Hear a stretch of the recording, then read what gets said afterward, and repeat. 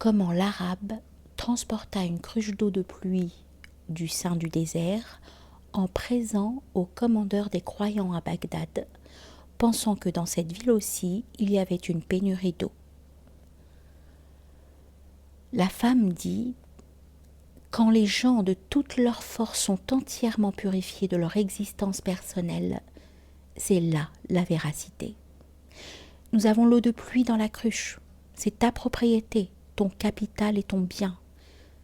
Prends cette cruche d'eau et pars, fais-en un cadeau et rends-toi en présence du roi des rois. Dis: nous n'avons d'autre bien que ceci. Dans le désert, il n'y a rien de mieux que cette eau.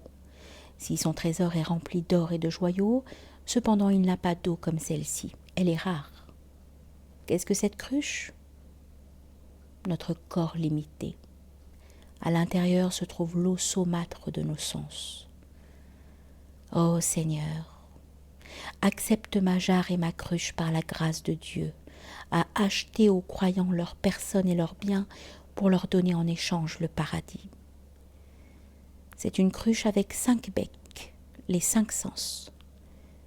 Conserve cette eau pure de toute souillure, pour que de cette cruche il y ait un passage vers la mer et que ma cruche acquiert la nature de la mer, de sorte que quand tu l'apporteras en présent au roi, le roi puisse la trouver pure et soit son acheteur.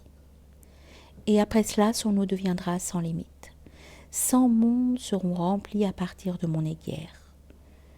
Bouche ces becs et garde-la pleine de l'eau de la jarre de la réalité. Dieu a dit de baisser leur regard.